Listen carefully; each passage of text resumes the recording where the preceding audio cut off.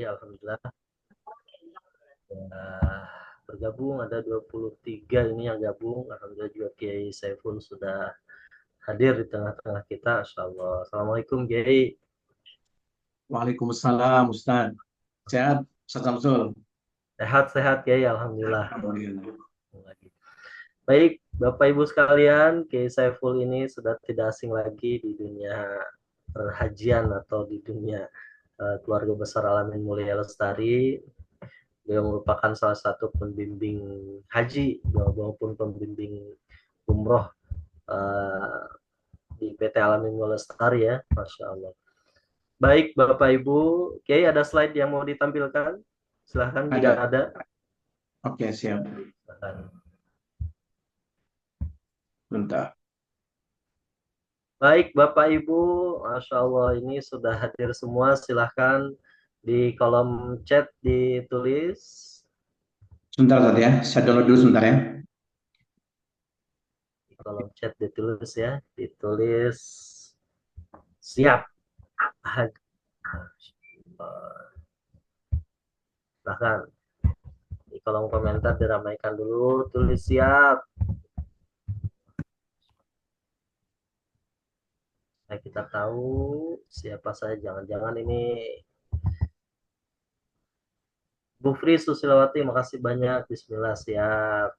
Baik, Ibu Susifri. Ibu Fri Susilawati, alhamdulillah.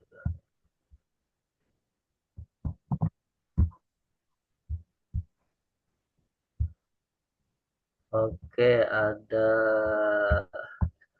Ibu Vina. Bismillah, siap. YouTube ini siapa YouTube ya? Baik, Wajah Nur Mas Rifatin, insyaallah. Siap. Wajah ini siap. Bu Vina siap. Insyaallah ya. Pak Taswan dan Ibu Sari siap. Ustaz siap. Alhamdulillah. Terima kasih banyak Pak Taswan. Haji Taswan.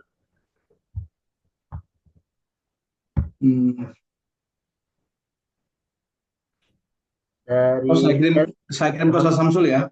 Kenapa, Ki? Saya kirim kantum ya. Boleh, Ki. Sebentar. Ini lupa naruh. Komen. 3.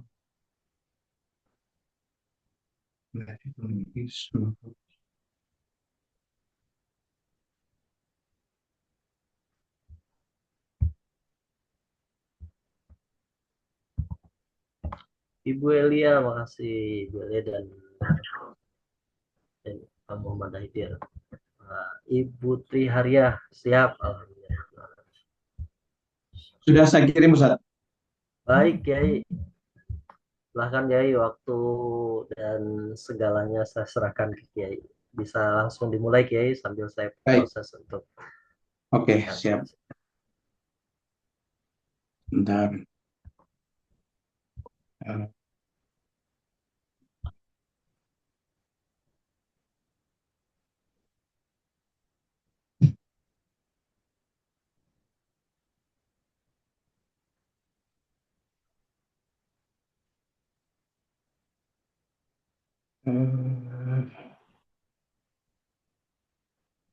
Baik, bismillahirrahmanirrahim. Assalamualaikum warahmatullahi wabarakatuh. Alhamdulillahirabbil alamin wa bihi nasta'inu ala umuri dunya waddin. Wassalatu wassalamu ala sayyidina wa habibina wa syafi'ina wa qurrati a'yunina wa maulana Muhammadin sallallahu alaihi wa ala ali kullin wa sahbi kullin ajma'in, amma ba'du. Yang kami muliakan Bapak Ibu semuanya, calon dhuyufur rahman Jamaah Haji Indonesia. Alhamdulillah, segala puja dan puji kehadirat Allah Subhanahu wa taala yang telah menciptakan alam semesta. Satu-satunya yang kita yakini sebagai pencipta, pemilik, raja yang sebenarnya, zat yang maha mulia, maha sempurna, adil.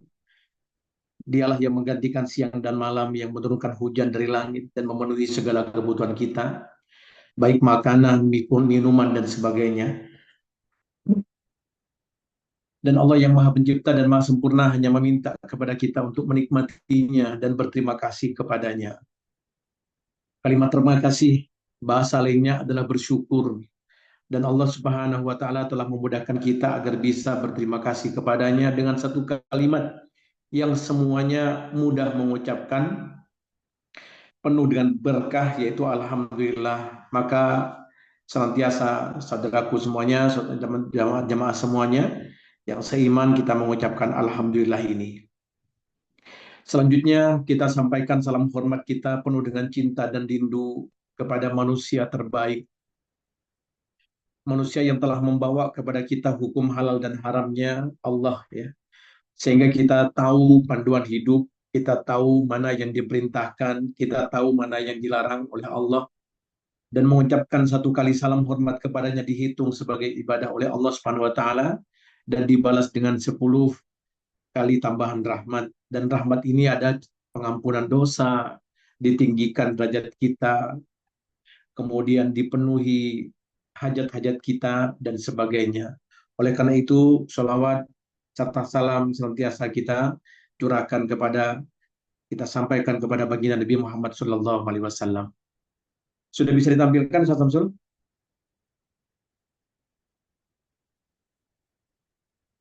Baik. Bapak Ibu yang dirahmati Allah Subhanahu wa taala, malam hari ini insya Allah kita akan membahas tentang keutamaan dua kota suci, ya. Keutamaan dua kota suci. Bisa saya ini enggak, Ustaz Samsul? Oke, baik. Keutamaan dua kota suci ini Bapak Ibu yang dirahmati Allah Subhanahu wa taala, sebelum kita membahas tentang Makkah dan Madinah, ada kalimat yang sangat sederhana yang mengatakan bahwa tidak semua orang yang ingin ke tanah suci dipanggil oleh Allah, ya. Banyak yang sehat, banyak yang punya harta, banyak yang punya waktu, tapi tidak semuanya diizinkan oleh Allah berangkat. Tidak semuanya berangkat ke kota suci Makkah dan Madinah. Maka jika malam hari ini Bapak Ibu semuanya duduk di rumah masing-masing mengikuti Zoom tentang hal-hal yang Bapak Ibu akan temukan ketika melaksanakan ibadah haji nanti, ini bukan sebuah kebetulan. Ini bukan semata karena daftar tunggu Bapak Ibu semuanya, tapi karena Allah sedang memanggil nama kita satu persatu. Bapak Ibu yang dirahmati Allah Subhanahu wa taala, Allah tidak memilih sembarang tempat untuk ibadah haji. Allah memilih dua kota suci, Makkah dan Madinah.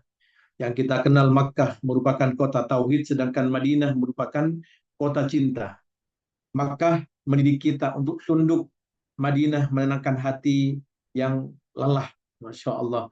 Makanya indah sekali kalau ayah bunda pergi ke Madinah Al-Munawwarah, tenang sekali hatinya, pastinya demikian.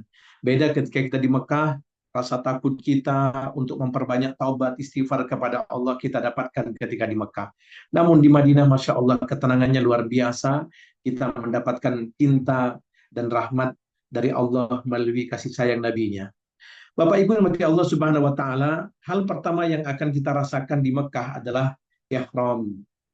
Kain ihram, Bapak Ibu pastinya akan ngambil mikot nanti di Yalamlam. Insya Allah jamaah haji Alamin Travel kita mengambil mikotnya nanti di Yalamlam. Ihram, pakaian yang sama, tanpa pangkat, tanpa gelar, tanpa pembeda, yang profesor, yang pedagang, yang pejabat, yang petani, semua sama. Di Makkah, ya, semuanya sama Bapak Ibu. Seakan-akan Allah berkata kepada kita, datanglah kepadaku bukan dengan siapa engkau di dunia, tapi dengan siapa engkau di hadapanku. Jadi, ya mau siapapun kita, ya penghasilan kita berapa, kita jabatannya apa, kita tetap sebagai seorang hamba di hadapan Allah Subhanahu wa taala, tidak lebih dari itu.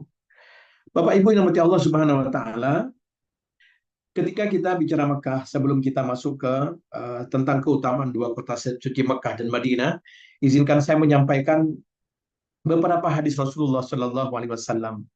Hadis yang pertama, an Abi Hurairah radhiyallahu anhu qala qala Rasulullah Shallallahu Alaihi Wasallam, al-hujjaj wal ummar wafdullah in da'awhu ajabahum wa in istaghfaruhu ghafara lahum. Rasulullah Shallallahu Alaihi Wasallam bersabda, orang-orang yang mengerjakan haji dan umroh adalah tamu-tamunya Allah. Jika mereka berdoa kepadanya, niscaya Allah mengabulkannya. Jika mereka memohon ampun kepadanya, niscaya Allah mengampuni mereka. Ayah bunda yang kami muliakan, dari hadis ini jelas sekali bahwa kita datang ke sana untuk memenuhi panggilannya Allah, untuk memenuhi undangannya Allah. Andaikan misalnya kita diundang oleh salah satu di antara sahabat kita. Misalnya di antara peserta ini ada namanya Ibu Leni.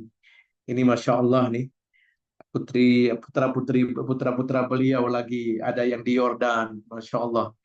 Lagi ngafal Quran juga di pesantren Tahfidz Darul Quran. Diundang sama Ibu Leni ke rumahnya.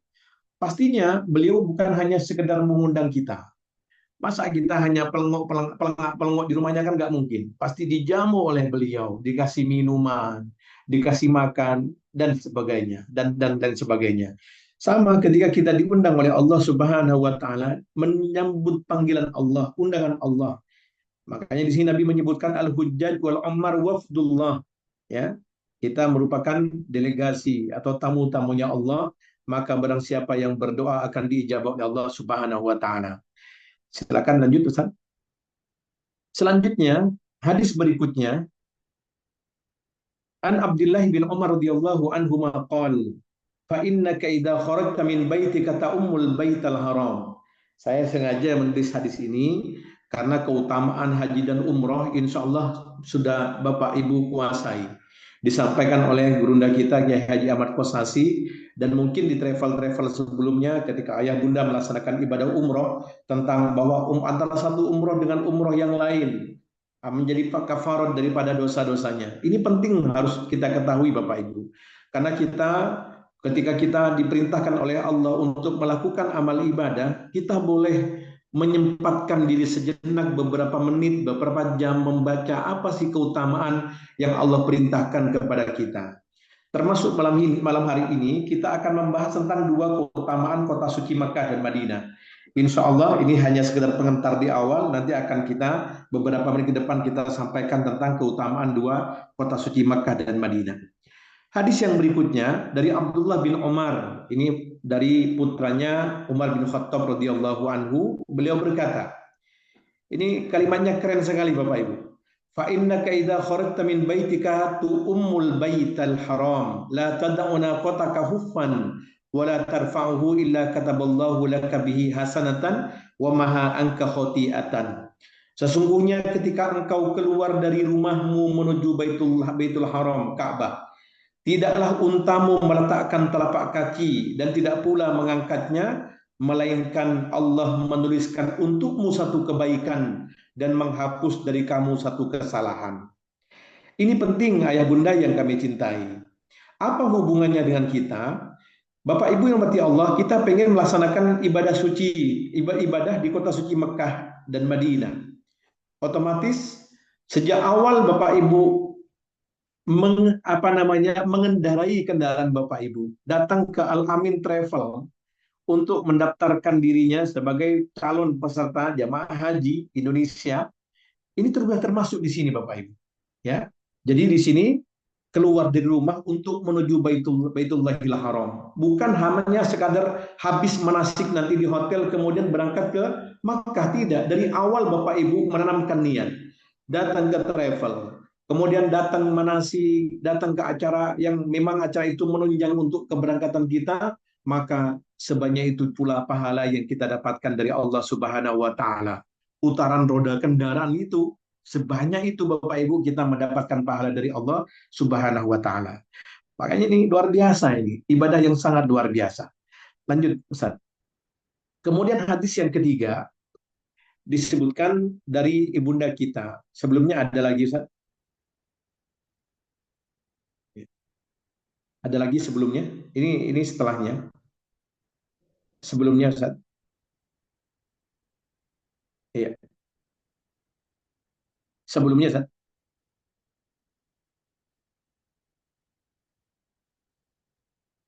Oke, baik. An Abi Hurairah radhiyallahu anhu qala Rasulullah sallallahu alaihi wasallam, ya. Sahabatnya artinya langsung, barang siapa keluar untuk berhaji lalu ia meninggal dunia, maka dicatatkan baginya pahala haji sampai hari kiamat. Dan barang siapa keluar untuk berumrah lalu ia meninggal dunia, maka dicatatkan baginya pahala umrah sampai hari kiamat. Hadis riwayat Abu Ya'la, Baihaqi dan Imam At-Tabrani. Jadi sahabat-sahabat kita, saudara-saudara kita yang meninggal di tanah suci Mekah dalam melaksanakan ibadah haji maupun umroh, ketika mereka pakai ihram, maka dia mendapatkan pahala haji maupun umroh sampai hari kiamat. Lanjut Ustaz.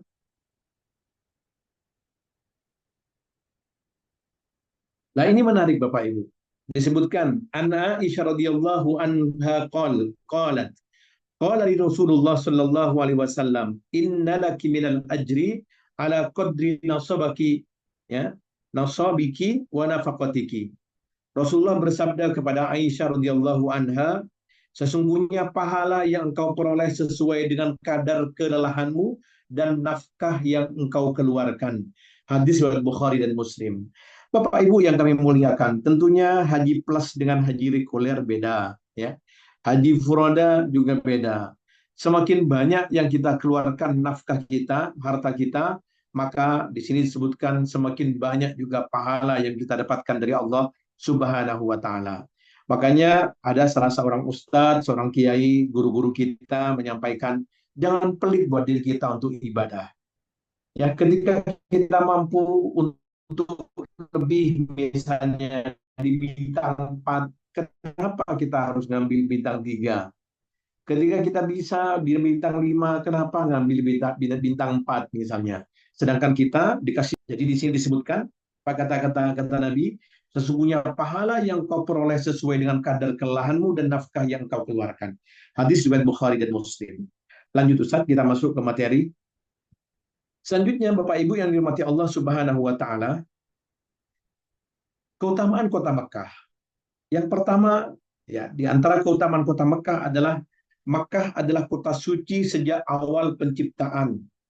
Nabi Shallallahu Alaihi Wasallam bersabda pada hari penaklukan kota Mekah, Inna hadal balada harramahullahu yawma khalaqas samawati wal arda, fahuwa haramun bihurmatillahi ila yaumil qiyamah. Sesungguhnya kota ini telah Allah muliakan sejak dia menciptakan langit dan bumi. Maka Mekah adalah kota suci dengan kemuliaan yang Allah tetapkan sampai hari kiamat. Jadi, Masya Allah, tanah Mekah ini sejak Allah menciptakan, ya, menciptakan tanah Mekah sudah Allah jadikan sebagai kota suci. Ya, dia disucikan oleh Allah Subhanahu wa taala. Masya Allah ini. Nah, lanjut Bapak Ibu. Ustaz. Makanya bukan sebuah kebetulan Bapak Ibu. Ketika jumlah kaum muslimin di dunia saat ini kurang lebih sekitar 1,5 miliar manusia kaum muslimin. Mereka semuanya berharap untuk datang ke Baitullah, untuk melaksanakan ibadah haji maupun umroh. Banyak di antara mereka yang ibadahnya lebih soleh dari kita. Tahajudnya lebih banyak dari kita. Sholat duhanya lebih istiqomah dari kita. Mencari ilmunya tentang ibadah haji dan umroh lebih rajin dari kita. Tapi Bapak Ibu yang kami muliakan, banyak di antara mereka yang belum terpanggil ke sana. Lalu Allah memberikan kesempatan kepada ayah bunda semuanya untuk dimudahkan berangkat ke rumah sucinya, yaitu Baitullah, ke kota Nabi Muhammad SAW. Ini bukan sebuah kebetulan. Seolah-olah Allah ingin kepada kita, ayo, kamu tahu, saya tahu kamu tuh banyak dosa. Saya tahu kamu tuh banyak hajat. Ayo, minta ampun kepadaku langsung di Baitullah. Minta hajatmu kepadaku langsung di Baitullah. Akan aku kabulkan hajatmu. Oleh karena itu, Bapak Ibu yang kami muliakan, rasa syukur kita di saat Allah memberikan kesempatan kepada kita untuk berkunjung ke sana, insya Allah. Ada yang tahun ini, ada yang mungkin 2 tahun lagi, 3 tahun lagi. Mulai dari sekarang tetap jangan berkurang semangat kita untuk belajar menggali lagi apa yang harus kita lakukan selama berada di kota suci Makkah dan Madinah. Di sini yang kedua, Nabi menyampaikan tentang kota Makkah adalah kota yang paling dicintai Rasulullah Shallallahu Alaihi Wasallam. Hal ini terlihat dari sabda beliau, ketika harus meninggalkan Mekah. Apa kata Nabi saat diusir oleh kaumnya? Wallahi innaki la khairu ardillahi wa ahabbu ardillah ilallah walaula anni ukhrijtu minki ma kharajtu. Demi Allah, sesungguhnya engkau Mekah adalah bumi Allah yang paling baik dan tanah yang paling dicintai Allah. Andaikan aku tidak diusir darimu, niscaya aku tidak akan meninggalkanmu. Ini hadis ini juga sering kita pakai, kita sampaikan kepada santri kita, anak-anak kita, bahwa cinta tanah air merupakan bagian dari kita mengikuti sunnah Nabi Muhammad SAW. Nabi cinta kepada kota kelahirannya, kota Mekah. Seyogyanya juga buat kita cinta kepada tanah air kita. Jangan membuat kerusakan di buminya Allah, lebih khusus di bumi kita Indonesia. Sebagaimana Nabi sangat mencintai kota Mekah, apa yang dicintai Nabi, ayo kita juga cinta apa yang beliau cintai. Cinta kepada kota Mekah ini merupakan daripada sunnah Nabi Muhammad SAW. Selanjutnya, hikmah yang ketiga, keutamaan yang ketiga daripada kota Mekah adalah, lanjut Ustaz. Ini menarik Bapak Ibu. Keutamaan sholat di Masjidil Haram. An Jabir bin Abdullah radhiyallahu anhu qala qala Rasulullah sallallahu alaihi wasallam salatun fil Masjidil Haram afdalu min mi'ati alfi salatin fi ma siwa. Salat satu kali di Masjidil Haram lebih utama daripada 100.000 salat di tempat lain. Makanya di sini Bapak Ibu, ayah bunda yang kami muliakan, Nabi menyebutkan 3 masjid yang paling utama. Pahalanya sangat besar, 3 masjid. Pertama Masjidil Haram 100.000. Yang kedua Masjid Nabawi 1.000. Yang ketiga Masjidil Aqsa 500. Sisanya masjid di kota kita, masjid di Jakarta, Istiqlal, kemudian Masjid Jogokarian, kemudian Masjid Al-A'zam, masjid di desa-desa, di kota-kota Bapak Ibu semuanya sama. Tidak ada yang berbeda. Yang berbeda hanya 3 masjid ini. Yang pertama Masjidil Haram 100.000, yang kedua Masjid Nabawi 1.000, dan yang ketiga Masjidil Aqsa 500. Selebihnya masjid yang lain sama. Kenapa saya sampaikan demikian? Karena ada kadang salah satu di antara sahabat-sahabat kita mengatakan, jangan sholat di masjid itu, di situ tidak sunnah. Sholatlah di masjid kita saja, ini tempat yang paling sunnah. Lebih besar di sini pahalanya daripada di sana.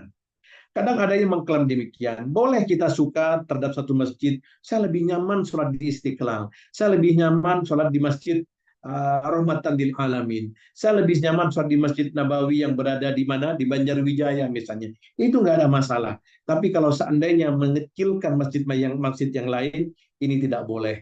Kenapa? Sudah jelas apa yang disampaikan oleh baginda Nabi, hanya 3 masjid yang pahalanya berbeda dengan masjid-masjid yang lain, yaitu Masjidil Haram, Masjid Nabawi, dan Masjidil Aqsa. Lanjut Ustaz. Di sini Bapak Ibu yang dirahmati Allah Subhanahu wa taala, kita akan tahu dari keutamaan ini, ya. Lanjut Ustaz. Nah, apabila kita hitung keutamaan satu sholat di Masjidil Haram berdasarkan petunjuk hadis ini sholat sendirian ya Bapak Ibu ya, bukan berjamaah. Andaikan dilakukan sendirian ini, menjadi apa? 100.000 kali sholat di tempat lain. Berarti satu sholat di Masjidil Haram sama dengan sholat selama 55 tahun. Ya, 6 bulan 20 hari. Dan sholat sehari semalam, sholat 5 waktu, sama dengan 277 tahun, 9 bulan 10 hari. Masya Allah Bapak Ibu nanti berada di kota Mekah, kurang lebih sekitar berapa hari itu? 7 harian lebih gitu. Berada di kota Mekah, habis di hotel transit, kemudian ke mana? Ke Arafah, wukuf di Arafah, kemudian di Musdalifah, kemudian ke Mina, kemudian nanti Bapak Ibu akan pindah nanti ke hotel mana? Ke hotel Mekah, itu mungkin sekitar 7 harian.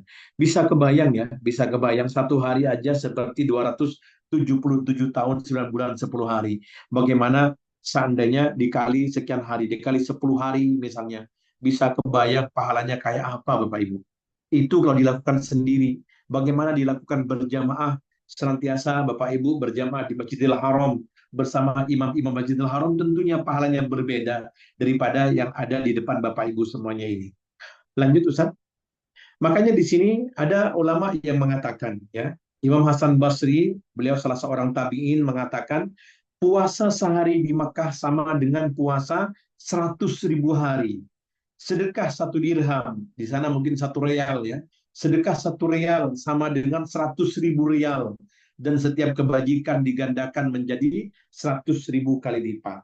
Makanya siapkan dari sekarang. Nanti di sana kita mau puasa misalnya sehari kita sedekah mungkin berapa real. Ini 1 real aja seperti 100.000 rial Bapak Ibu. Bagaimana seandainya Bapak Ibu sedekah 100 real, sedekah misalnya sampai 1.000 real ngasih makan fakir miskin, ngasih makan jemaah haji yang berada di kota Mekah misalnya. Nah, kemarin salah satu sahabat kami haji tahun 2025, qadarullahnya saya dikasih amanah oleh Daku Travel, oleh Alamin Travel untuk menemani jamaah. Salah satu jamaah kita ada yang punya kebiasaan apa? Dia beli makanan di bawah hotel sana, kemudian sambil menunggu jamaah disedekahkan kepada jamaah yang mau melaksanakan ibadah atau mau sholat berjamaah di Masjidil Haram. Ada yang setiap hari melakukan demikian. Masya Allah, ini luar biasa, patut ditiru Bapak Ibu. Jadi mumpung lagi di sana, doanya Bapak Ibu silahkan langitkan ketika berada di kota Mekah. Insya Allah diijabah. Tempat-tempat mustajab nanti akan kita sampaikan di belakang. Lanjut Ustaz. Kemudian Imam Ahmad bin Hambal pernah ditanya, apakah ada sebuah dosa yang ditulis lebih dari satu? Ia menjawab tidak ada. Jadi Bapak Ibu, kalau seandainya di Indonesia melakukan dosa, tulisannya apa? Kalau satu ya satu gitu. Ya. Apakah ada? Ini pertanyaannya apa? Apakah ada sebuah dosa yang ditulis lebih dari satu? Ia menjawab tidak ada, kecuali bila ia dilakukan di Mekah karena agungnya negeri ini. Jadi ayah bunda, naudzubillah min dzalik, jangan sampai di antara kita melakukan dosa di kota Mekah. Karena kalau kita melakukan dosa di sana juga dilipat gandakan oleh Allah dosanya. Sama seperti amal kebaikan dilipat gandakan, dan orang yang melakukan kejahatan, dosa-dosa juga dilipat gandakan ketika berada di kota Mekah. Makanya saya teringat dengan Ibnu Abbas radhiyallahu anhu ketika beliau membangun musholanya di dalam kota haram, tanah haram, Bapak Ibu. Sedangkan rumah beliau di luar di luar tanah haram. Ada yang bertanya kepada beliau, wahai Ibnu Abbas, wahai anak paman Nabi, kenapa Anda membuat rumah di luar tanah haram, sedangkan musolanya Anda berada di dalam di dalam tanah haram? Apa kata kata kata Ibnu Abbas? Kalau tempat ibadah itu pasti saya letakkan di tanah haram. Tapi kalau rumah sengaja saya letakkan di luar tanah haram karena khawatir saya atau anak keturunan saya melakukan dosa-dosa ketika berada di tanah haram. Itu Ibnu Abbas Bapak Ibu, karena beliau tahu bahwa kejahatan yang dilakukan di tanah haram maka juga dilipat gandakan dosa-dosanya. Nauzubillah min dzalik. Makanya selama di sana hati-hati Bapak Ibu. Jangan sampai kita melakukan kesalahan-kesalahan yang mengakibatkan dosa sehingga dilipat gandakan oleh Allah Subhanahu wa taala. Lanjut Ustaz. Selanjutnya ya, keutamaan yang berikutnya adalah ya, tempat-tempat mustajab untuk berdoa. Ada multazam Bapak Ibu. Multazam itu tempat antara pintu Ka'bah dan rukun Hajar Aswad. Rasulullah SAW bersabda, multazam adalah tempat doa yang mustajab, terkabul. Tak seorang pun hamba Allah yang berdoa di tempat ini tanpa terkabul doanya. Dan ini kisahnya banyak sekali Bapak Ibu yang kami muliakan. Mungkin di antara kita ada yang beberapa kali mengikuti manasik tentang keutamaan ini. Gak apa-apa kita mengulang lagi ilmu kita. Multazam. Sejak zaman dahulu, ayah bunda yang kami muliakan, para sahabat, para tabi'in, para salafus saleh, mereka kalau berdoa bisa bergelantungan di multazam. Menempelkan dada mereka, menempelkan pipi mereka di multazam. Masya Allah ini. Kalau seandainya nanti tidak sempat Bapak Ibu, minimal searah dengan multazam. Ini penting. Ini mustajab sekali doa-doa yang kita panjatkan di multazam. Pernah pada suatu hari diceritakan ada seorang bapak yang memiliki anak yang dari kecil cacat, ya, tidak bisa jalan, dia harus naik kursi roda. Kemudian ketika dia ditanya, tidak ada hajat saya yang tidak diijabah oleh Allah. Semua hajat yang saya minta kepada Allah, Allah kabulkan. Kecuali satu ini. Allah kasih apa? Ujian kepada beliau, punya anak yang yang cacat saat itu. Ketika usia SD, anak ini diantar oleh beliau ke sekolah tempat dia memasukkan anaknya ini. Ketika datang ke sekolahnya, dia melihat anak-anak kecil seusia putrinya. melompat ke sana kemari, berputar-putar, maju, mundur, Masya Allah dengan indahnya. Dia berpikir, dia merenung, dia sedih melihat putrinya yang hanya bisa duduk di kursi rodanya. Akhirnya beliau menangis di rumahnya. Tidak lama kemudian dia mengambil kunci mobilnya, kemudian dia ngambil miqat, lalu berangkat melaksanakan ibadah umroh. Setelah tahallul beliau merapat ke multazam. Dia berdoa kepada Allah, "Ya Allah, sebagaimana Engkau mengembalikan matanya Nabi Yakub ketika dia buta, sebagaimana Engkau telah menyembuhkan Nabi Ayub di saat dia sakit, tolong kembalikan kesehatan putriku ya Allah. Sembuhkan putriku ya Allah. Sekarang juga sembuhkan ya Allah." Dia minta kepada Allah, terus meminta kepada Allah supaya putrinya disembuhkan, berdoa di multazam. Beliau pulang ke rumahnya, dia gedor pintu rumahnya. Assalamualaikum. Gak dibukain pintu. Assalamualaikum. Ada suara terdengar dari dalam. Assalamualaikum. Tiba-tiba ada yang buka pintu dari dalam. Yang keluar siapa Bapak Ibu? Ternyata putrinya sudah bisa berdiri dan bisa berjalan. Ini Masya Allah. Ini ulama yang menceritakan kami ketika di Madinah. Ada yang bercerita demikian. Itu di Multazam. Ada kisah yang lain. Ini saya yakin di antara Bapak Ibu ada yang usianya udah 50 tahun ke atas. Pastinya kita punya mantu-mantu, punya cucu, punya anak ya, yang banyak akan kita doakan di sana ya. Ada sebuah kisah. Ini di Madinah Al-Munawwarah ada seorang bapak punya 3 orang anak perempuan kalau nggak salah ini. Lah salah satu anak perempuannya ini mengalami KDRT. Dia curhat kepada ayah ibunya, gimana Pak ya. Saya punya suami yang begini-begini. Apa yang diminta? Dia datang orang tuanya ini ke seorang syekh, kalau nggak salah namanya Syekh Singkiti di Madinah Al-Munawwarah. Dia bercerita, "Wahai Syekh, doain putri saya. Putri saya udah menikah, ya suaminya katanya kalau nggak salah salah satu anggota militer lah di sana, namun sangat keras sekali, bisa sangat ringan tangan, suka mukul apa namanya putrinya." Apa kata Syekh Singkiti ini? Udah, kamu udah tahu jawabannya. Kamu udah tahu caranya. Kamu berangkat bersama istri kamu ke kota Mekah untuk melaksanakan ibadah umrah. Lalu kamu berdoa di Baitullah. Langsung minta kepada Allah buat putrimu. Baik Syekh, saya berangkat. Dia berangkat. Sebelum berangkat dia meninggalkan nomor hotel yang akan dia ditempatin. Ini kejadiannya udah lama Bapak Ibu. Mungkin belum ada HP ya, masih zaman telepon saja. Dikasih ke putrinya, "Nek, nak, ini hotel hotel saya. Hotel Bapak dan Ibu kalian ketika berada di Mekah nanti." Masya Allah itu kesampainya di kota Mekah sekitar jam 2 dini hari. Beliau langsung melaksanakan tawaf, sa'i, tahallul. Selesai sekitar menjelang subuh. Habis subuh kata beliau, tanggung pulang ya ngaji dulu sebentar. Habis habis sholat subuh ya, habis menjelang sholat subuh habis tahallul, beliau mendekat ke multazam. Mendekat ke multazam dia berdoa kepada Allah khusus buat putri-putrinya. Wabil khusus yang mengalami KDRT itu. Ya Allah, berikan hidayah kepada suami putriku, ya Allah. Berikan petunjuk kepadanya menjadi orang yang baik, suami yang baik yang bisa mengayomi istrinya. Masya Allah, habis itu salat subuh berjamaah. Habis subuh tanggung kata beliau. Saya pengen baca Quran dulu lah. Baca Quran. Habis sholat kemudian suruh beliau sholat juga di sana, lalu pulang ke hotel. Di hotel pihak petugas hotel bertanya kepada beliau, "Mohon maaf Bapak dengan Bapak Fulan." "Iya betul saya. Dari tadi subuh ada yang mencari Bapak, menelpon ke tempat ini."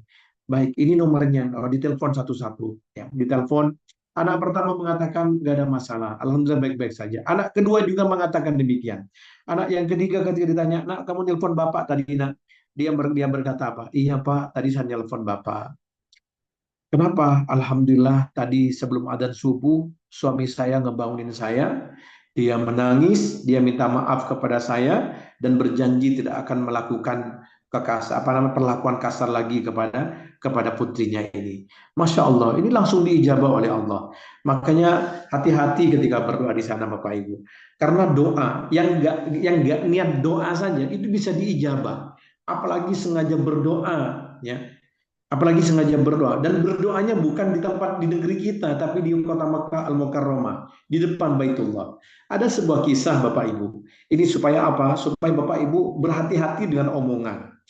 Ada seorang anak perempuan ini mendapatkan warisan dari neneknya dan dari orang tuanya sebuah guci. Anggap ini guci ya Bapak Ibu ya. Sebuah guci. Nah, di pemberian ibunya ya. Kemudian si ibu ini nikah nikah punya anak, gucinya yang besar itu disimpan di pojok rumahnya. Setelah menikah, dia hamil, dia punya anak, anak sekitar umur 3-4 tahunan, agak gedean, sudah mulai lincah-lincahnya. Tiba-tiba apa Bapak Ibu, anak yang belum bisa mengontrol gerak ini menyenggol guci yang dia cintai, karena ada bonding antara dia dengan almarhum ibunya yang memberikan guci itu. Namun ketika disenggol sama anak ini pecah gucinya Bapak Ibu. Kalau mungkin bahasa Bapak Ibu, bahasa kita, kamu ini nggak ngontrol gerak, ya. Kasarullah ro'sak. Ini kasarullah ro'sak artinya apa? Semoga pecah kepalamu, semoga Allah pecahin tuh kepalamu.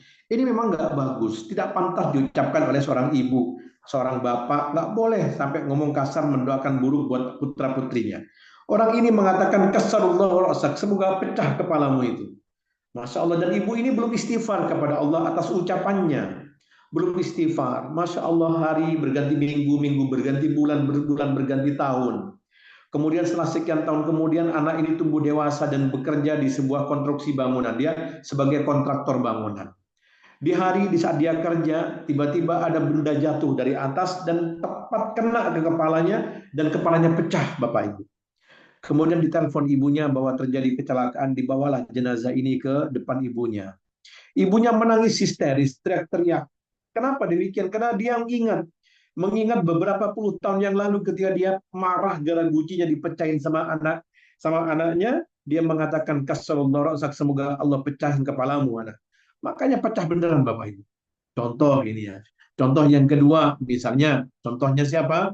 Ada kisahnya Juret. Juret ini terkenal kesolehannya. Kejadiannya zaman sebelum Nabi Muhammad diutus ya. Mungkin di Bani Israel zaman dulu Bapak Ibu. Juret ini punya seorang ibu ya. Ibunya suatu hari dia memanggil Juret, Juret, ke sini Juret, Juret, dipanggil berkali-kali. Juretnya nggak hadir karena Juret lagi sholat Bapak Ibu. Kalau kita lagi sholat sunnah, dipanggil sama orang tua kita, boleh kita batalin sholat kita. Ya, dilanjutkan boleh, dibatalin juga boleh, walaupun mengatakan hukumnya makruh. Ya, dibatalin boleh. Lah Juret ini lagi sholat, dipanggil sama ibunya. Tapi kalau kita sholat wajib, jangan dibatalin ya Bapak Ibu. Dipanggil Juret, dia nggak datang. Habis sholat, dia datang ke ibunya. Iya Bu, ada apa? Tadi manggil saya lagi sholat. Tahu nggak Bapak Ibu? Saking keselnya ibunya ini, keselnya kenapa? Anak ini memang benar sih ibadah, tapi dipanggil saya kok nggak nyaut-nyaut ini. Mungkin begitu hati ibunya. Sehingga apa? Terlontar dari mulut ibunya, mungkin spontan tanpa disengaja dia bilang begini.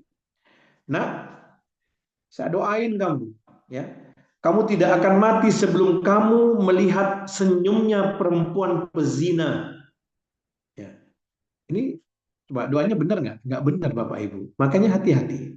Dari Jabir bin Abdullah Nabi menyampaikan, janganlah kalian berdoa buruk buat diri kalian, buat anak kalian, buat harta kalian, karena bisa jadi di saat kita berdoa buruk apa bertepatan dengan waktu mustajab dari Allah Subhanahu wa taala.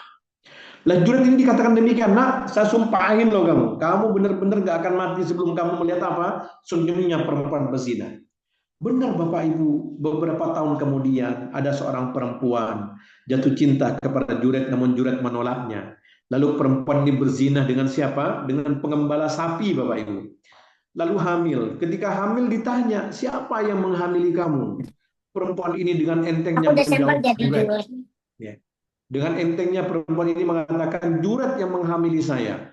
Akhirnya Juret ditangkap Bapak Ibu. Juret ditangkap, Masya Allah, itu musolanya dihancurin. Di samping rumahnya ada musolanya dilemparin dengan batu. Dasar so ahli ibadah tapi berzina, itulah framingnya. Framing zaman sekarang ada kiai-kiai, ada ustadz-ustadz yang dijelek-jelekin. Dari zaman dulu mah sudah ada ya. Sudah ada yang di framing demikian. Ahli ibadah di framing jelek sama si pezina ini. Dasar tukang apa namanya cabula dan sebagainya, kalimat-kalimat yang tidak pantas dilontarkan Bapak Ibu. Kemudian ketika diarak sama prajuritnya ini, dia melewati depan rumah si perempuan pezina itu. Si perempuannya keluar tersenyum kepada Juret. Juret pun juga tersenyum kepadanya dan Juret dipenjara. Ketika si perempuan ini melahirkan, anak ini, si bayi yang dikeluarkan dari rahimnya itu bisa berbicara Bapak Ibu. Ini silakan bisa dicek bahwa kisah ini kisah nyata, masuk dalam hadis. Apa kata si bayi ini?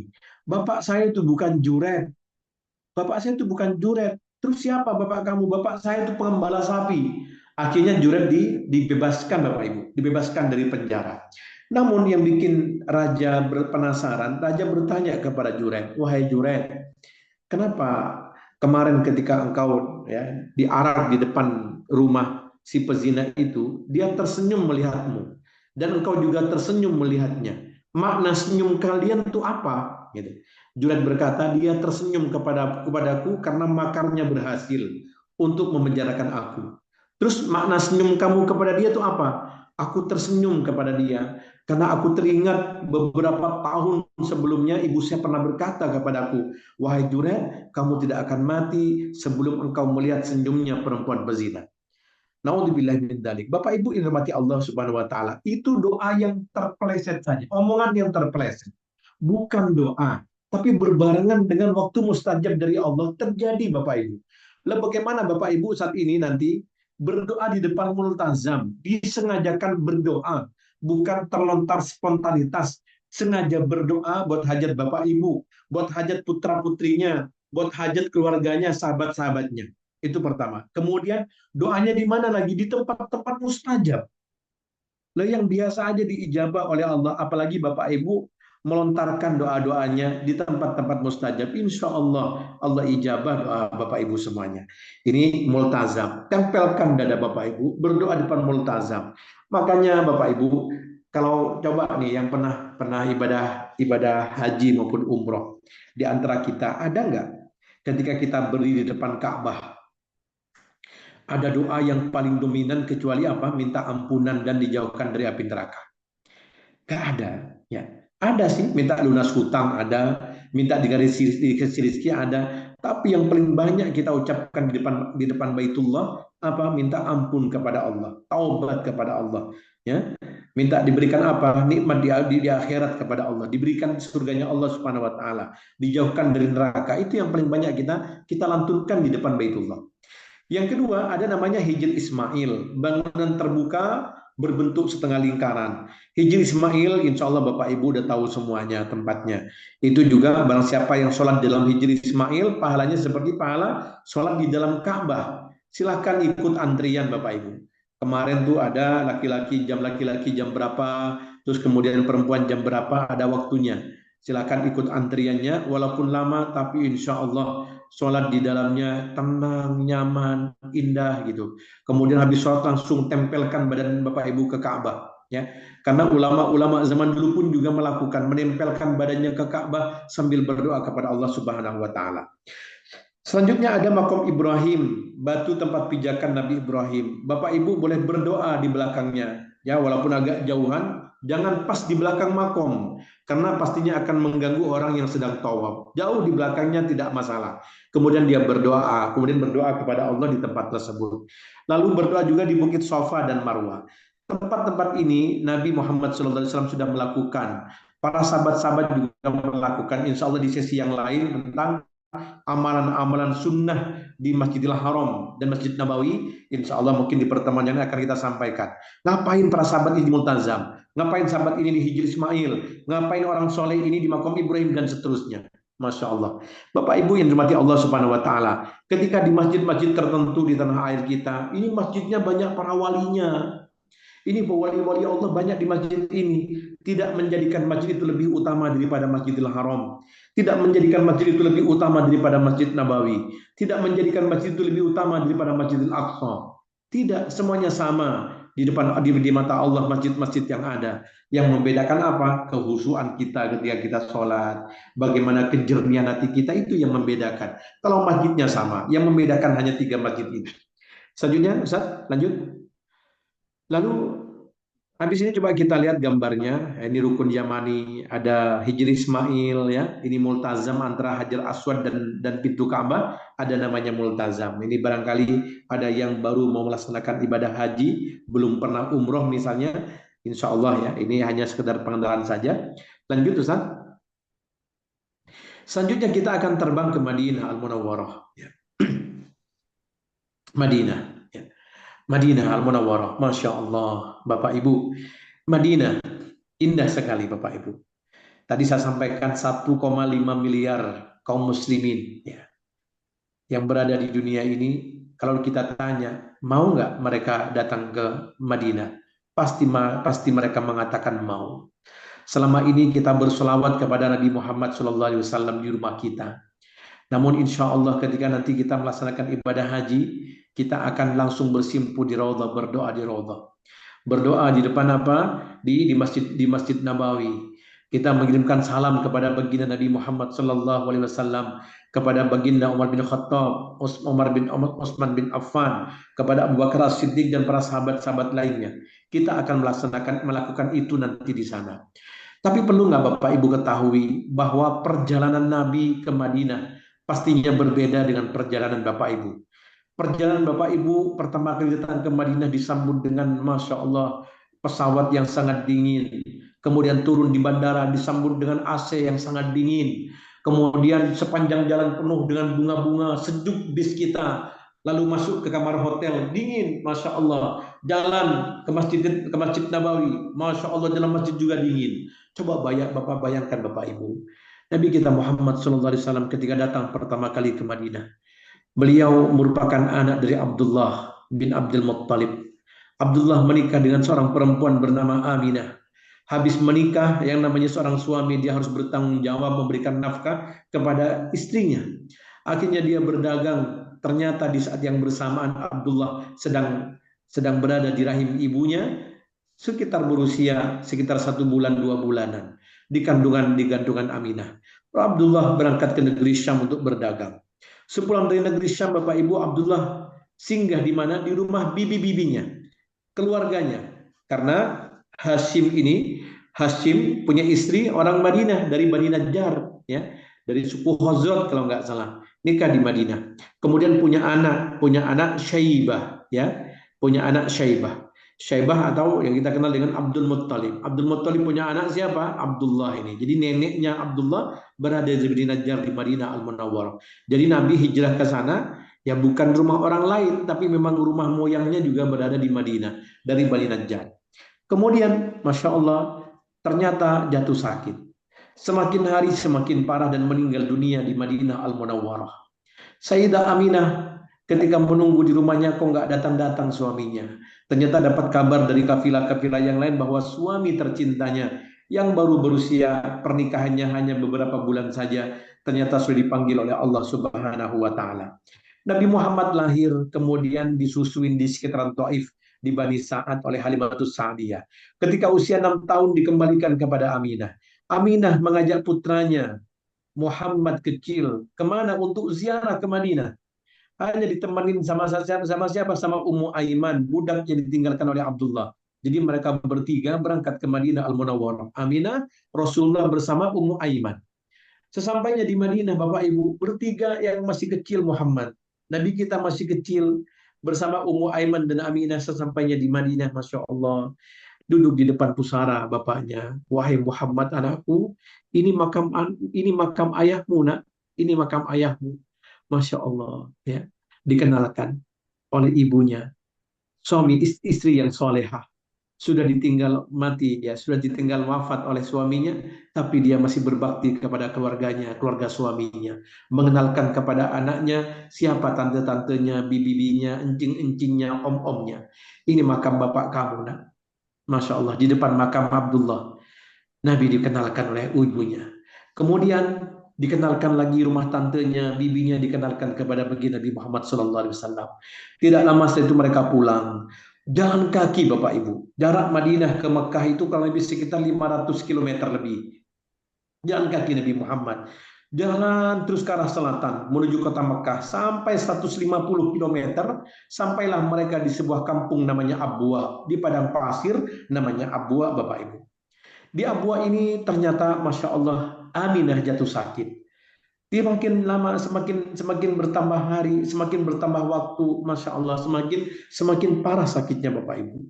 Semakin parah sampai disebutkan oleh Ummu Aiman ketika Aminah dalam keadaan sakaratul maut, dia menggerakkan tangannya, mengangkat tangannya berusaha untuk meraih kanjeng Nabi Muhammad SAW.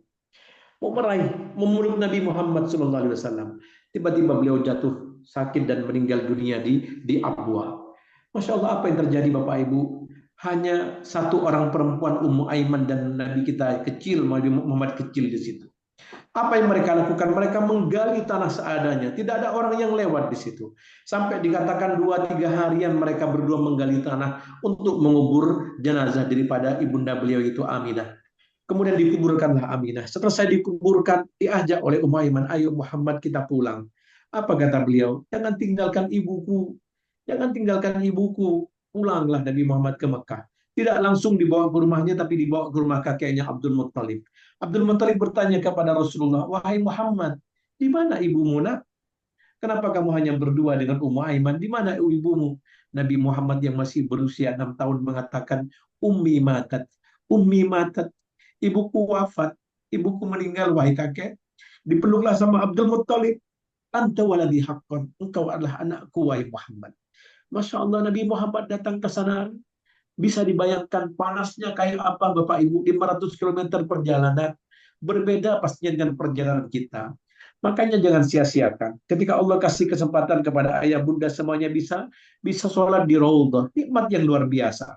Bersyukur sekali datang pertama kali ke kota Madinah dengan suasana yang nyaman. Berbeda dengan datangnya Nabi Muhammad pertama kali ke Madinah Al-Munawwarah.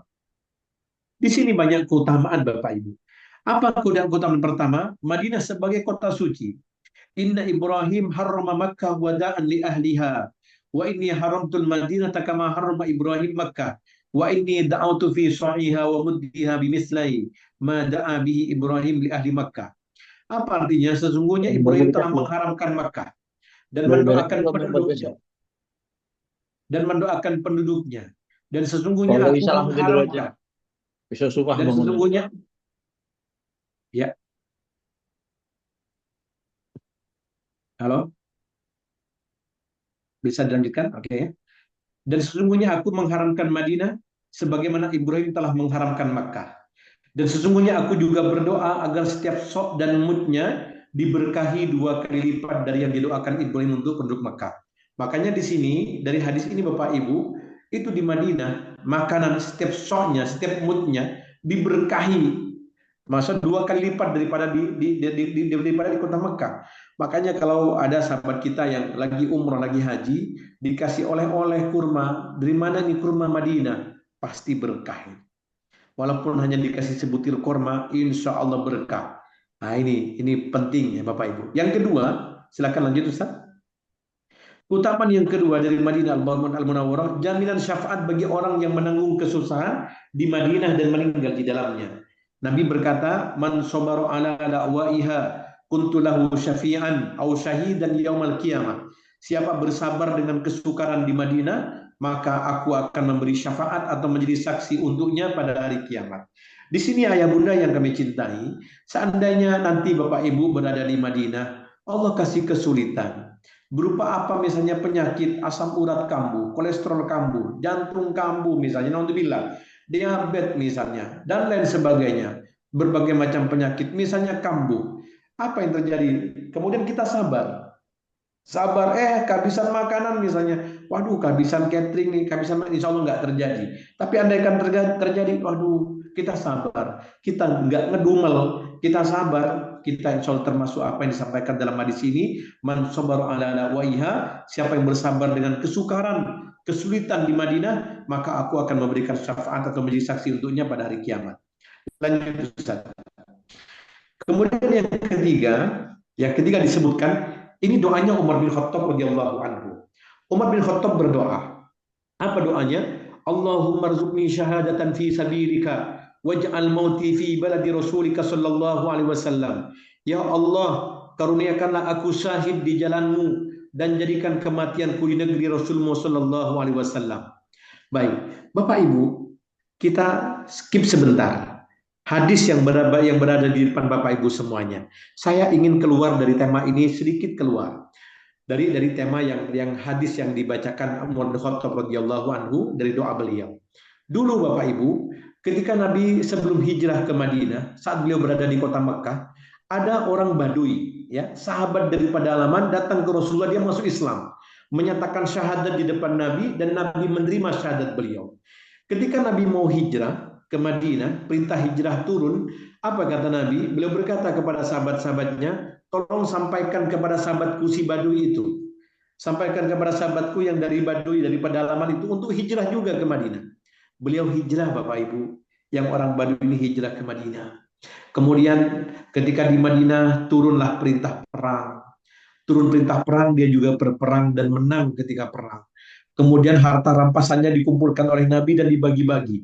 Semua orang yang perang mendapatkan jatah ghanimah atau harta rampasan.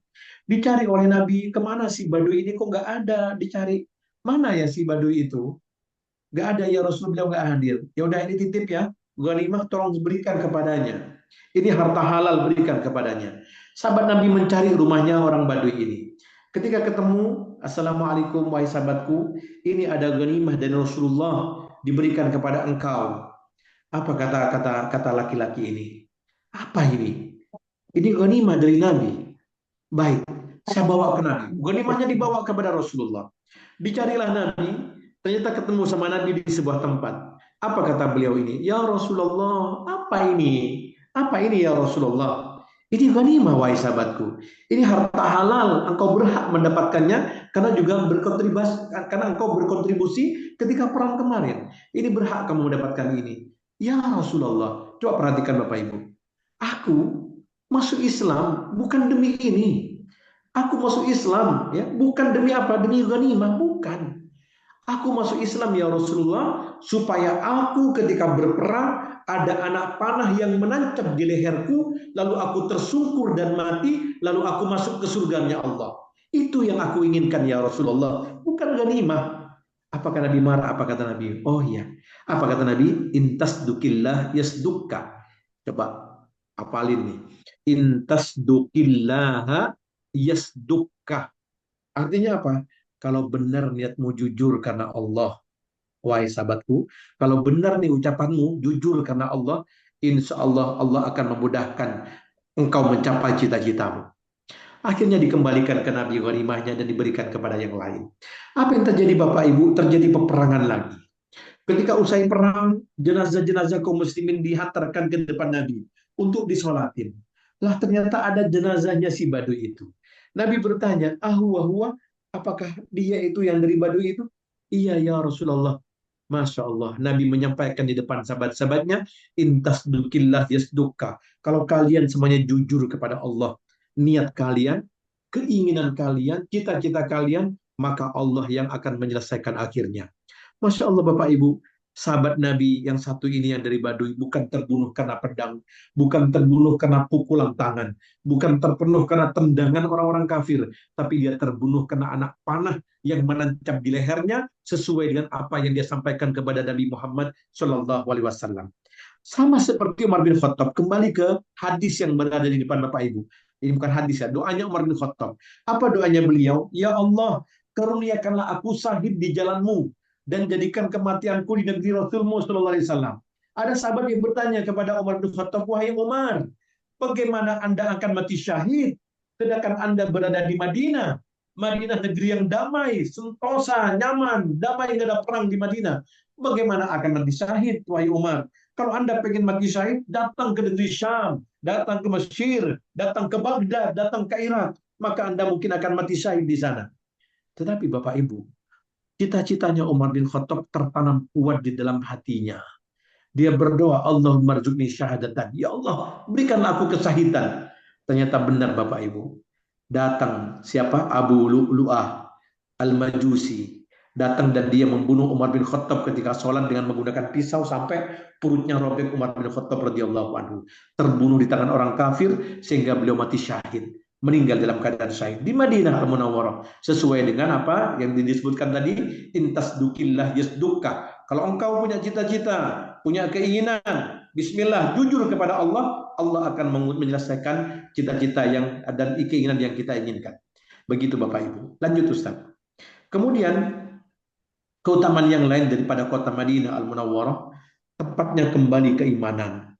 Di sini diriwayatkan dari Abu Hurairah radhiyallahu anhu bahwa Rasulullah sallallahu alaihi wasallam bersabda, "Innal imana La ya'rizu ilal madinati kama ta'rizul hayyatu ila juhriha. Sesungguhnya keimanan akan kembali ke Madinah seperti kembalinya seekor ular ke dalam lubangnya. Hadis Bukhari dan Muslim.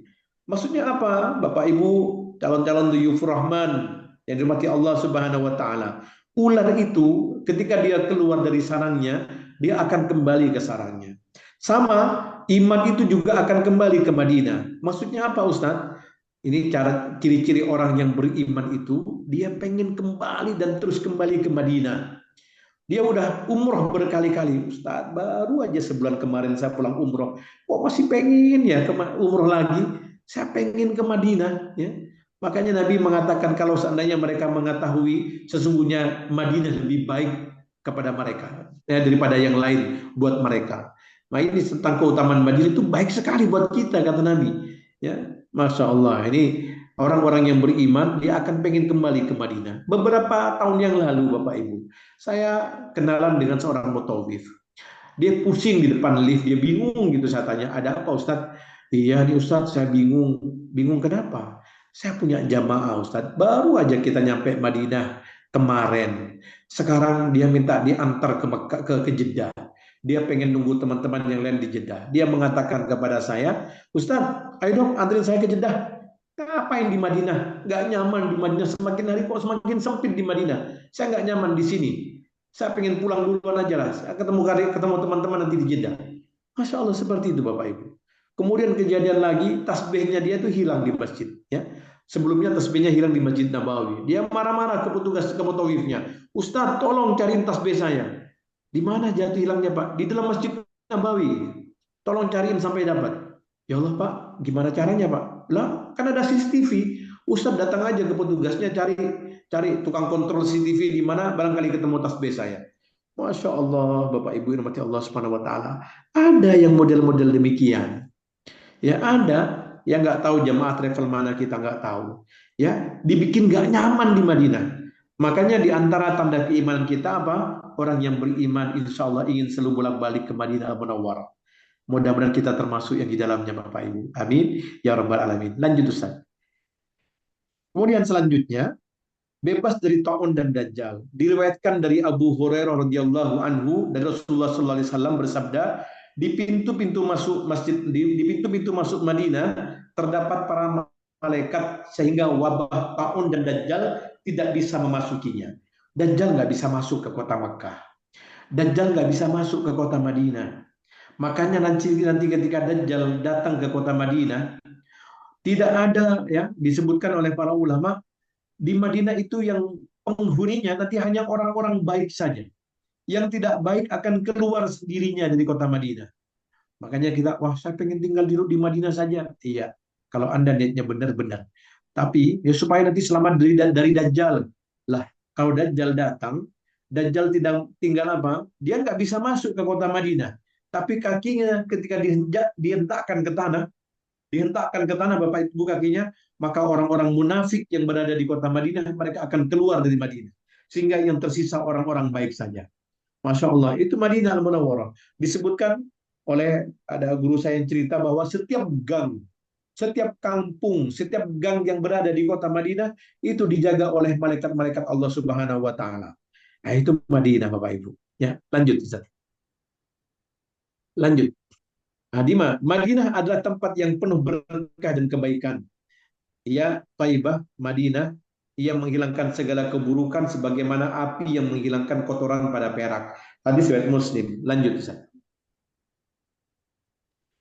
Salat di Masjid Nabawi, ya, salatun fi masjidi kata Nabi hada afdal min alfi salatin fi ma siwahu ilal Masjidil Haram.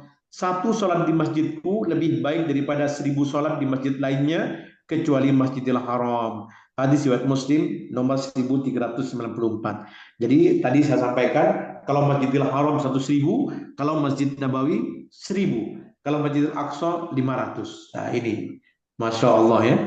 Ini gambaran sholat di Masjid Nabawi. Indah sekali, senang, sejuk. Masya Allah. Lanjut Ustaz. Terbebas dari kemunafikan dan dari siksa api neraka. Rasulullah bersabda, barang siapa melakukan sholat di masjidku sebanyak 40 kali, tanpa luput satu kali sholat pun juga, maka dicatat kebebasannya dari siksa neraka dan terhindar dari sifat munafik.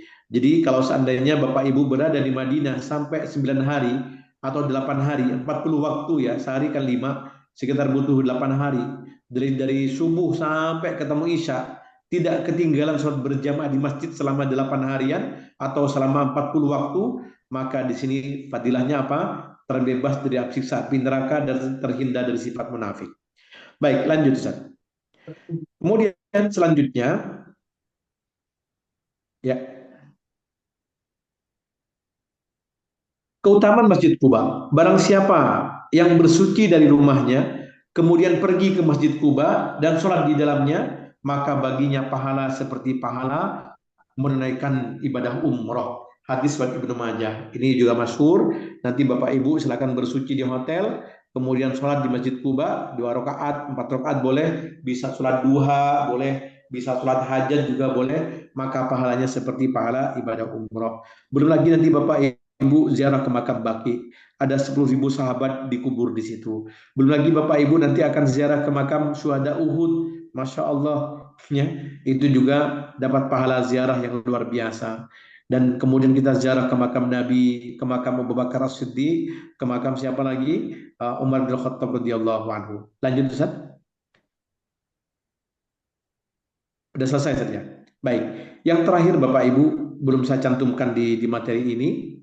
Sering saya sampaikan ketika ngisi manasik bahwa tanah Madinah itu bisa dipakai ruqyah, bisa dipakai untuk pengobatan. Silakan habis ini di googling aja ya, cara ruqyah dengan tanah Madinah. Nah, seperti itu ya. Tanah Madinah, tanah suci Madinah ya. Bagaimana caranya? Ya perhatikan, mungkin ada video saya apa namanya di depan nih. Bapak Ibu cari tanah Madinah, ya. Kemudian diambil tanahnya, ya, ditaruh aja di tempat atau nggak usah ditaruh, Bapak Ibu di tempat tersebut, tinggal baca doa. Bismillahirrahmanirrahim ardina biri ba'dina yushfa bihi saqimuna biizni rabbina. Artinya, Bismillah turbatu ardina dengan debu tanah kami, biri ba'dina dengan air liur kami, yushfa bihi saqimuna biizni rabbina dengan izin Allah, Allah menyembuhkan penyakit kami. Lalu jempolnya atau jarinya lempelkan ke lidah Bapak Ibu, ya, basahin, kemudian ditempelkan ke debu Madinah, lalu diusapkan ke bagian yang sakit, ya, diusapkan ke bagian yang sakit. Ini diantara cara berobat dengan tanah Madinah dan tidak bisa dengan tanah yang lain. Sampai ada yang mencoba, ada yang kena semacam tumor, pembenjolan di tubuhnya, dia bawa apa? Dia ambil air zam-zam, kemudian dicampur dengan tanah Madinah, tapi kejadiannya di Madinah. Setelah itu dikasih air liurnya, lalu diusapkan kepada bagian yang sakit, dan dengan izin Allah, Allah sembuhkan. Demikian Bapak Ibu, ya, di antara keutamaan kota suci Makkah dan Madinah. Selanjutnya barangkali ada yang mau tanya jawab, silakan. Sebenarnya ada gambar-gambar misalnya tempat-tempat bersejarah di Mekah apa saja, tempat-tempat bersejarah di Madinah apa saja. Insya Allah mungkin nanti bersama pembimbing atau bersama Mutawib nanti akan dijelaskan. Ini hanya sepintas saja daripada keutamaan-keutamaan yang ada. Bisa Bapak Ibu cari lagi di hadis-hadis, banyak sekali tentang keutamaan Madinah dan Mekah. Insya Allah menjadi penambah wawasan bagi Bapak Ibu semuanya. Bapak Ibu dirahmati Allah Subhanahu wa taala, demikian keutamaan, ya, daripada keutamaan Makkah dan Madinah. Kita berdoa kepada Allah, mudah-mudahan, ya, mudah-mudahan Allah uh,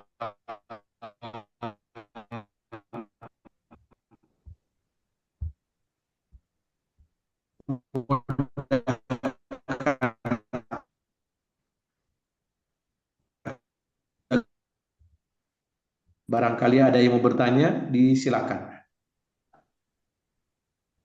Baik, alhamdulillahirrahmanirrahim. Bapak Ibu silahkan, ada yang mau bertanya atau mau testimoni atau mau cerita juga boleh, silahkan ya.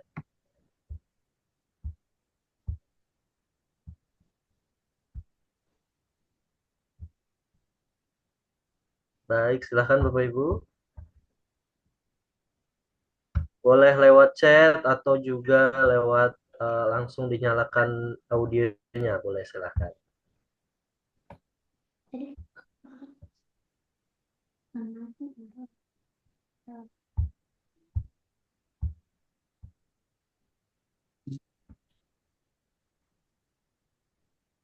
Ada?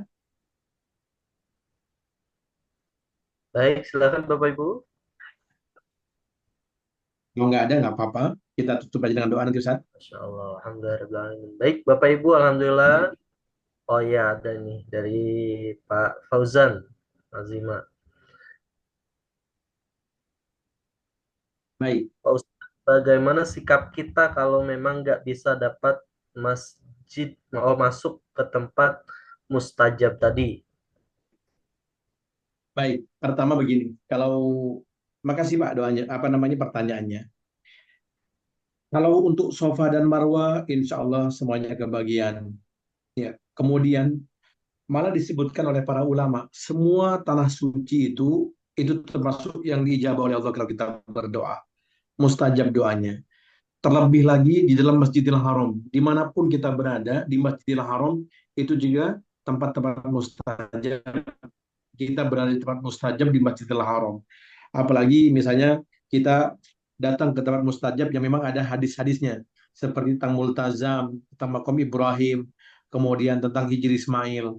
Kita berusaha ke sana. Tapi kalau seandainya tidak mampu ke sana karena memang fisik kita tidak mendukung gitu kan, wah saya nggak bisa ke Hajar Aswad Ustaz, saya nggak bisa desak-desakan, ya nggak apa-apa, dari jauh juga boleh. Kemudian Ustaz saya nggak bisa, kalau menempel ke multazam, saya kesulitan karena saya sudah sepuh, saya sudah nggak bisa merapat ke sana, saya seperti nggak bisa. Nggak apa-apa, ambil yang sejarak dengan multazam. Beberapa meter di belakangnya insya Allah masih bisa. Kurang lebih sekitar 10 meter, 15 meter juga masih bisa kita menghadap multazam, kita berdoa kepada Allah. Allah tahu tentang kelemahan kita, Allah tahu tentang keterbatasan kita tidak bisa mencapai ke depan sana karena memang Masya Allah desak-desakan, nggak apa-apa kita berdoa di bagian belakang. Dan perlu Bapak Ibu ketahui, ini saya dikasih amalan, amalannya Gusmus, ya Haji Mustafa Bisri. Ketika Bapak Ibu nanti berada di Raudhah, mohon maaf, ketika Bapak Ibu berada di Multazam, Bapak Ibu jangan lupa berdoa kepada Allah. Ya Allah, jadikan ya Allah, setiap aku berdoa di Masjidil Haram, sama pahalanya seperti pahala saya berdoa di Multazam. Boleh tahu kita minta seperti itu kepada Allah. Ya Allah, jadikan setiap aku berdoa di Masjidil Haram, dimanapun aku berdoa, ya Allah, ya, jadikan doanya sama paling seperti di Multazam, ya Allah. Kan boleh kita minta kepada Allah seperti itu. Jadi kita berdoa, kalau seandainya dari jauh, kalau seandainya bisa nggak bisa merapat, kita dari jauh. Andaikan bisa merapat, silakan bisa merapat. Contoh yang lain misalnya di Hijri Ismail. Bagaimana Ustadz? Saya nggak bisa di Hijri Ismail. Kalau seandainya nggak bisa ke Hijri Ismail karena memang satu dan lain hal, karena fisik kita nggak mendukung, nggak apa-apa, nggak harus ke sana.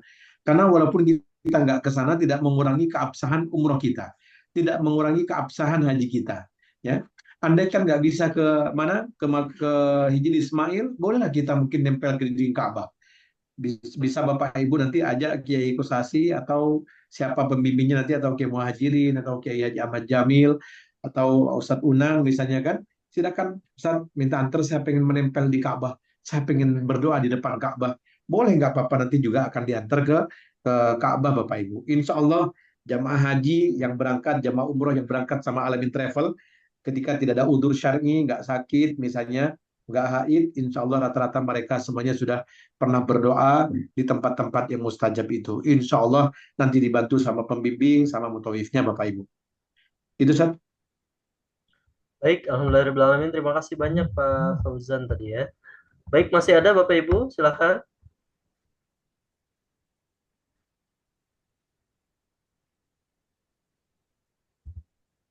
Oke, cukup ya.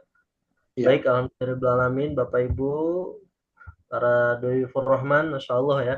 Ini dari beberapa angkatan atau beberapa nanti jadwal keberangkatan, terutama memang yang utama yang akan berangkat di tahun ini ya, atau tahun Hijriah ini. Masya Allah ya.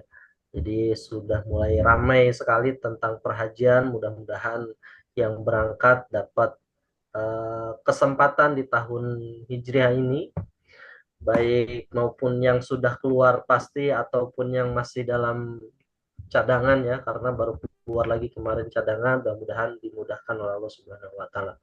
Baik Kiai, silahkan ditutup dan dibacakan doa untuk kita semua Kiai, silahkan.